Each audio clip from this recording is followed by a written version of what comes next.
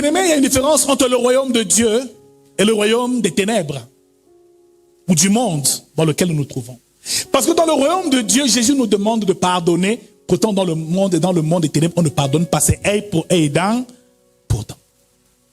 Dans le royaume des ténèbres, on rend le mal pour le mal. Dans le royaume de Dieu, Jésus prêche l'amour. Mais dans le royaume des ténèbres, c'est la méchanceté. Dans le royaume de lumière, ou le royaume de Dieu, Jésus prône la justice. Mais dans les ténèbres, c'est l'injustice. Bien-aimé dans le Seigneur, réalise bien une chose. C'est qu'il va falloir changer ton système de pensée. Parce que pour Dieu, Jésus prône la paix.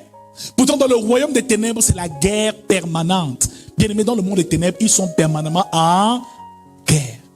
Il dit, je vous laisse la paix. Voilà le fruit et l'héritage que nous avons en Jésus-Christ.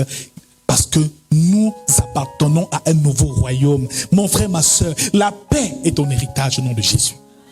L'abondance est ton héritage au nom de Jésus. La joie est ton héritage au nom de Jésus. Certains ne comprennent même pas.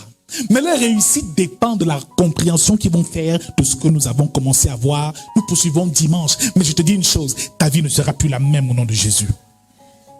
Amen. Le royaume de lumière nous parle de la joie, quand le royaume des ténèbres nous parle de la tristesse. Le diable, tu verras qu'il va t'attrister. Quel que soit ce que tu feras dans la sorcellerie, tu seras triste. Car la véritable joie, c'est en Jésus. Alléluia. C'est ça les bénéfices du royaume de Dieu. L'humilité au lieu de l'orgueil. Alors quand tu vois quelqu'un manifester trop d'orgueil, il n'appartient pas au royaume de Dieu. Car le royaume de Dieu nous parle de l'humilité, de s'humilier, de s'abaisser afin que Dieu t'élève. Donc c'est deux royaumes différents. Il y a des règles différentes. Quand il dit ne vous inquiétez pas, ne dites pas que mangeons-nous, que boirons-nous. Si toi tu es enfant de Dieu et tu t'inquiètes, ça bloque toutes tes bénédictions. Car ton Père sait de quoi tu as besoin. Donc à partir de ce soir, les inquiétudes tu mettras de côté. Les doutes tu mettras de côté. Tu réalises que tu as un Père. C'est à lui qu'il faut t'adresser. Bien-aimé, il dit tout ce que vous demanderez au Père en mon nom vous sera accordé. Sache que maintenant tu as un Père. Et quand tu as un Père, tu es rassuré. Chaque soir, papa, voici comment était ma journée. Papa, bien-aimé, ce n'est pas de Dieu qu'il est question, c'est d'un Père. C'est ça l'un des mystères le plus important du royaume des cieux.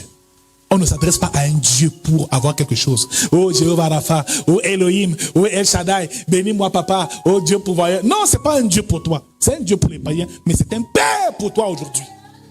C'est ton Père qui est dans les cieux. Qu'est-ce que tu parles à ton Père comme s'il est distant? Tu dis, oh Père, oh Jéhovah, je me consacre, oh toi le roi des rois. Oh, c'est quoi cette histoire? C'est comme ça que tu parles à ton Père? Vous voyez d'où parle le problème des enfants de Dieu? Oh Jéhovah, oh Dieu Père, oh, Tout-Puissant, je viens t'adorer, je viens t'adorer. Toi le Dieu pourvoyeur à mes besoins, tu pourvois toujours à mes besoins. Oh Père, mes amis, tu adores, tu pries pour avoir de quoi manger. Il dit, les oiseaux du ciel qui eux ne sèment ni ne moissonnent, Dieu les nourrit. Donc avoir à manger, c'est un droit que tu as. Tu ne dois pas souffrir pour manger ton pain. Donc ça veut dire que les oiseaux là sont plus importants même que toi. Eux, ils ne souffrent pas. Hein. Mais il faut voir comment les chrétiens souffrent ici pour avoir de quoi manger. Donc mieux même encore les oiseaux, les chiens qui errent. Nous sommes comme des enfants qui ont perdu totalement le repère. Alléluia. Dis avec moi, mon Père est dans les cieux. Et il pourvoit à tous mes besoins. Il pourvoit à tous mes besoins. Il me nourrit. C'est sa responsabilité. Alléluia. Matthieu chapitre 9 au verset 35. Jésus parcourait toutes les villes et les villages, enseignant dans les synagogues et prêchant la bonne nouvelle du royaume des cieux, guérissant toute maladie et toute infirmité. Il prêchait la bonne nouvelle. Il ne prêchait pas la repentance. Il ne prêchait pas les miracles. Non, il prêchait la bonne nouvelle du royaume. C'est dire que Dieu est à présent parmi nous et disponible pour tous. C'est que maintenant, vous n'êtes plus sous le joug du royaume des ténèbres. Maintenant, je viens établir le règne de Dieu sur terre. Dès que tu deviens enfant de Dieu, tu dois manifester ce règne par des miracles, par des signes et par des prodiges. Voici les miracles qui accompagneront ceux qui auront cru. À mon nom, ils chasseront les démons. Combien de démons as-tu déjà chassés? Et ils imposeraient les mains, quand il y a un petit palu, il faut le palu. Impose les mains, ma soeur. Ne va pas fatiguer les médecins à l'hôpital. À un niveau, tu dis, maladie, je t'ordonne. Je t'ordonne au nom de Jésus-Christ de quitter mon corps, car ça, c'est aussi mon héritage, la bonne santé. Il dit, je souhaite que tu prospères à tous égards, que tu sois en bonne santé, qu'on prospère l'état de ton âme, ton la santé, ton héritage. Tu cours partout. Ah, c'est fort, je suis malade. C'est fort. Oh, ma maladie ici. Oh, ici, ça ne va pas ici. Oh, le diable a encore piqué ici. Non! Le royaume de Jésus n'est pas de ce monde. Et ton royaume, ta nation n'est pas de ce monde. Il va plus loin, il dit, répentez-vous car le royaume des cieux est arrivé, est proche, il est là. Bien-aimé dans le Seigneur, c'est le seul message que Jésus prêchait. Et c'est ce message-là qu'il a donné aux disciples. Il leur a demandé de prêcher la bonne nouvelle du royaume des cieux. Mais de nos jours, dans les églises, on prêche les démons. On prêche la sorcellerie familiale. On ne fait pas du royaume des cieux la priorité. Qui t'a dit que Dieu ne veille pas sur toi? La Bible déclare l'ordre de camp autour de ceux qui le craignent. Bien aimé, quand tu es citoyen d'une nation comme celle-là, quand tu souffres, tu appelles le Père. Il envoie une armée d'anges intervenir. Tu n'es pas là toujours à chasser les démons, à couper, à lier, à chasser. Non, non, non. Tous les jours, le serpent, si je mets le feu, mais le feu ne s'arrête pas toujours, les attaques continuent. Parce que tu prends la place même de Jésus et de Michel et ses anges. Tu es devenu un soldat plus puissant même qu'eux. Mieux de toi, mon frère. D'ailleurs, tu as dit à quelqu'un mieux de toi. Non, je suis une femme de feu et de prière. Quand je commence ici, les petits sorciers ne respirent pas. Et sûr que tu peux faire le poids avec ces démons-là, vrai. Quand tu dors là, tu sais où tu vas même quand tu dors, vrai. Bien-aimé, moi j'ai confiance en mon Dieu. Il ne sommeille, il ne dort. Quand je dors en sécurité. Parce que je sais qu'il veille sur moi. La nuit, je ne m'inquiète pas. Je remets mon esprit entre ses mains. Et je dors paisiblement. Parce que j'ai un Père qui veille sur moi.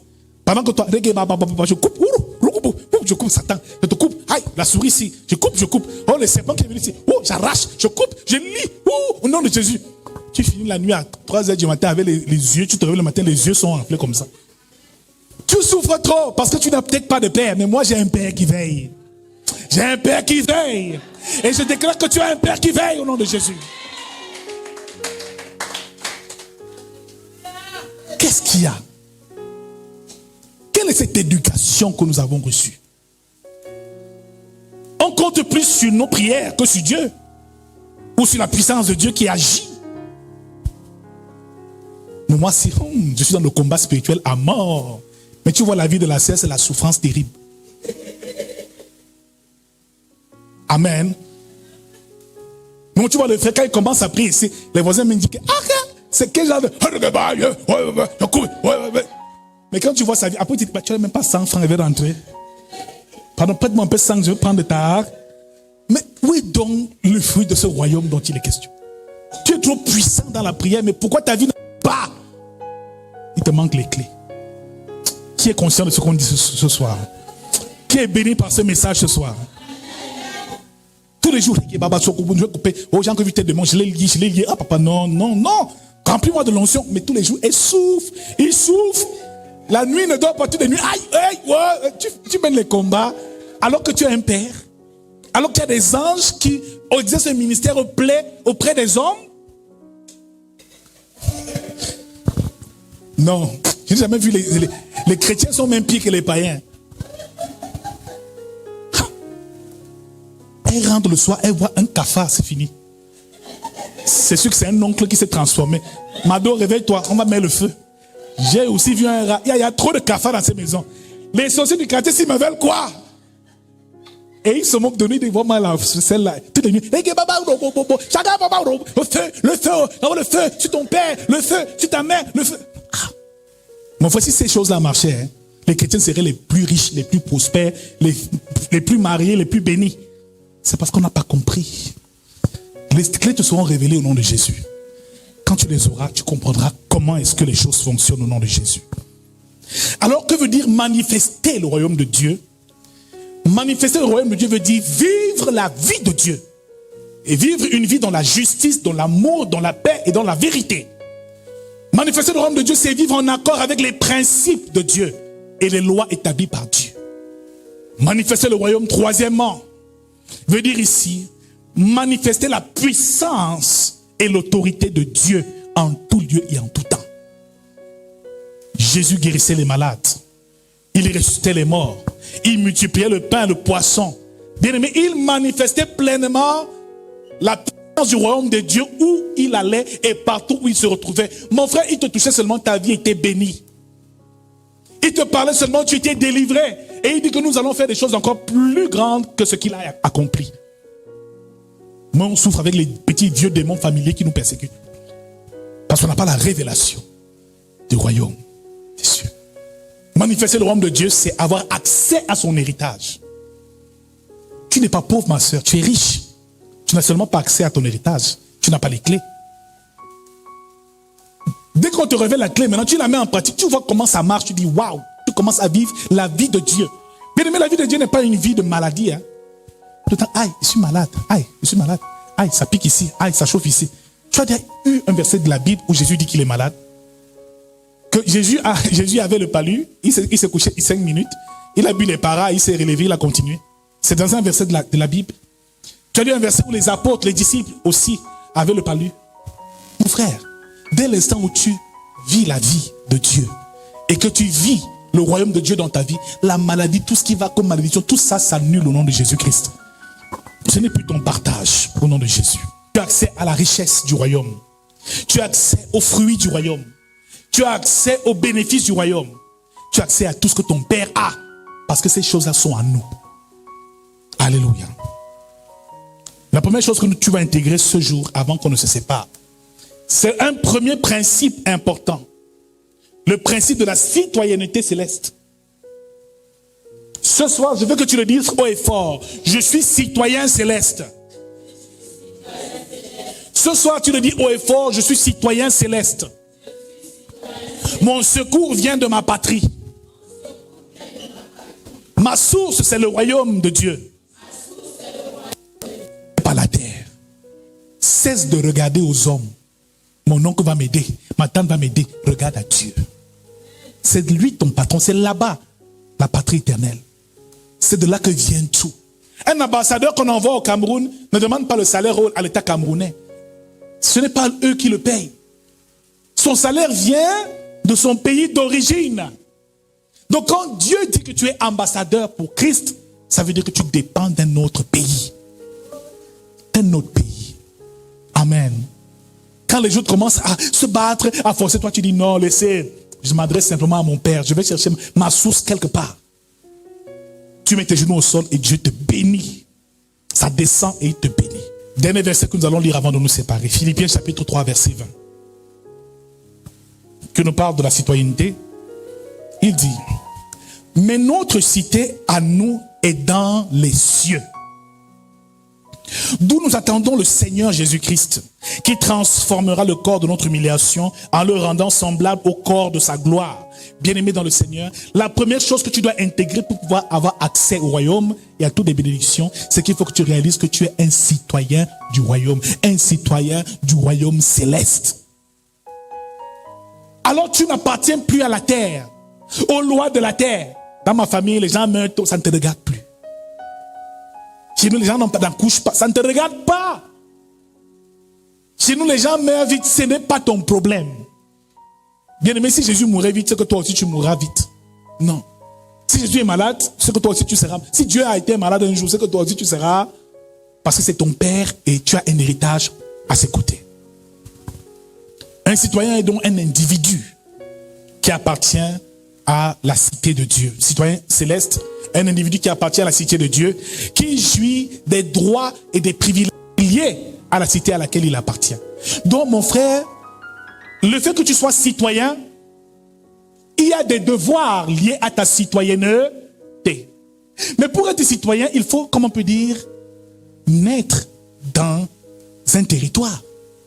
Quelqu'un qui est né au Cameroun est citoyen camerounais parce qu'il est né dans le périmètre, dans le territoire camerounais. Amen. Donc, pour y avoir accès, il faut numéro 1, tu vas écrire numéro 1, naître de nouveau. La nouvelle naissance est le passeport qui te permet d'avoir accès à ta patrie, à la patrie éternelle. Tu ne peux jamais jouir des grâces liées à cette citoyenneté-là si tu n'es pas né de nouveau, si tu n'appartiens pas à Dieu. Jean chapitre 3, verset 3 nous dit que si tu n'es né d'eau et d'esprit, tu ne verras le royaume des cieux. C'est comme ça que Jésus parle à Nicodème. Parce que Nicodème ne savait pas ce que c'était que le royaume des cieux. Pour y accéder, naît d'abord d'eau et d'esprit. Reçois ton baptême et reçois le Saint-Esprit. C'est ton passeport, c'est ta carte. C'est ton passeport, c'est ta carte. Tu te présentes avec ça, tu dis, moi, j'ai reçu la nouvelle naissance. Alléluia. Et ton nom est inscrit dans un fichier qu'on appelle le livre de vie. C'est un document qui est répertorié au ciel, qui répertorie tous les enfants de Dieu et tous ceux qui sont dans l'alliance d'Abraham et l'alliance de Christ. Mon frère, dès l'instant où tu es né de nouveau, à ce moment-là, tu peux déjà dire, Seigneur, je veux ma part d'héritage. Si tu n'as pas encore reçu ton baptême, tu n'es pas encore né de nouveau, baptisé d'eau, d'esprit, ça sera un peu compliqué. Alors, tout citoyen a des devoirs. Et l'un des devoirs du citoyen, c'est de participer à la vie et à la croissance du royaume de Dieu. Bien aimé, quand tu es citoyen d'une nation, tu travailles dans cette nation et tu participes au développement de cette nation. Ce qui veut dire que pour que tes droits tu puisses les revendiquer, il faut que tu sois toi-même ouvrier dans ce royaume. Sers Dieu, c'est ton devoir. Travaille pour Dieu. Viens à l'église. Évangélise. Beaucoup demandent à Dieu beaucoup de choses, mais ils ne savent pas que quand tu ne parles pas du Seigneur aux autres, ils n'évangélisent pas, cela leur ferme les portes du royaume. Il y en a ici qui reçoivent les publications Facebook, qui ne partagent jamais. Ils rencontrent les frères, ils ne disent jamais Jésus, ils n'invitent jamais personne au culte. Mon frère, si tu vis comme ça, tu ne pourras pas jouir des droits, parce qu'il n'y a pas seulement des droits que tu demandes, mais aussi il y a des devoirs que tu dois toi-même assumer. Dis avec moi, travaille au service de Dieu. Sers les intérêts du royaume. Sois utile à l'œuvre de Dieu. Si tu es devenu enfant de Dieu, tu es baptisé, amen. Deuxième étape, commence à être serviable, utile. Balaye l'église, trouve quelque chose à faire dans le royaume. Dans la maison de ton père, il y a toujours quelque chose à... C'est quand tu feras cette chose-là que tu auras la légitimité de te présenter à lui dire, Père, je suis un ouvrier. Je balaye au moins la cour tous les samedis. De grâce, fais quelque chose pour... J'ai besoin de ceci, c'est mon héritage. Tu as le droit à la santé. Tu as le droit à la nutrition. Il dit qu'il nourrit les oiseaux du ciel, alors il te nourrira aussi. Donc, c'est un droit que tu as reçu, donc tu deviens enfant de Dieu. Dieu doit te nourrir, il doit prendre soin de ta santé, prendre soin de ta vie, de ta prospérité, de ta vie matérielle, financière. Il doit s'occuper de toutes ces choses. Mais tu as aussi des devoirs comme enfant. Le servir, obéir à sa volonté, obéir à sa parole, marcher dans la vérité, dans la justice. Il y a des préalables pour pouvoir jouir de toutes ces choses-là. Mon frère, intègre ce soir, à partir de ce jour, que tu n'appartiens plus à la terre.